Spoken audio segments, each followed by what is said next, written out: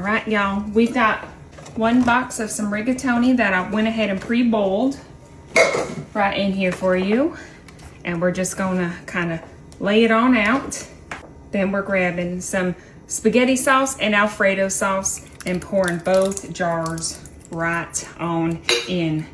Make sure all this gets out right here. So these were buy one, get one free, y'all, at Publix. I stocked up. Okay, next up, some ricotta cheese. This is 15 ounces, and I'm just gonna kind of squeeze that right on in there. And then let's grab this, some provolone and mozzarella shredded cheese. Now, of course, they did have an Italian cheese one, but I decided to just go with the mozzarella and provolone because I think the flavors are gonna be perfect. And then before we get to mixing, y'all, we're gonna throw in a little bit of garlic, and I had to find this today at the store. Well, y'all let me know if it's normal to find this in the produce section and nowhere else. I looked everywhere and then finally asked somebody, they said, you know what, it's in the produce. I thought, why? Anyway, grab your my trusty little claw, and we're gonna just start mixing all of this together. Now you're gonna spend a little while mixing because you know that ricotta's gotta get spread out all around. And y'all, if you don't like ricotta cheese, you can use cream cheese in this instead. You know, I know that some kids and some people don't like the ricotta because it's too fine and you need a little bit more of the chunk. So cottage cheese would work just as well. So I'm gonna speed this up for you a little bit to make sure it's all mixed up. All right, I think this is about as mixed up as I can get it without ruining my noodles. So what I'm gonna do now is take a bowl.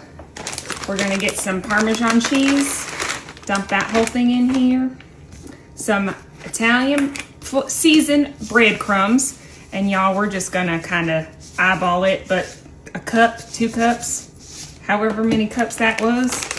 And then a little mozzarella and provolone. And then y'all, we have to get in with our fingers. Now you can, you know, do however of the crust that you want, but this is just how we made it growing up, and this is just how we like it. So this now is going to be the crust, and all we got to do is start shaking it on there.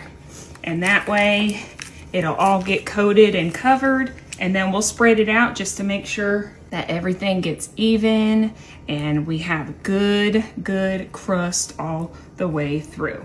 Now, the best part of this recipe is, y'all, you get to make it your own. If you wanted to add maybe some Italian sausage, or you want to add some ground beef with the spaghetti sauce, y'all, go for it. The pasta is your oyster.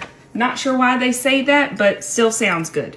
Going in with a little parsley. And then, y'all, we're gonna get this baby in the oven. Our oven is set to 350, and we're gonna have this in there about 10-15 minutes, just enough that cheese gets bubbling. All right, y'all. I actually had to set this at 375, not 350 like I imagined, and it was in there for about 12 minutes total. So now, y'all, it is beautiful, it is crispy, it is good to go. I am using this for a potluck, but y'all, we're gonna have to sample before we serve. All right, so let's get a good, oh, y'all, that cheese pull is everything. Okay, I think I can butter this up a little bit, but y'all, I hope you enjoy Kiera's version of a little baked ziti.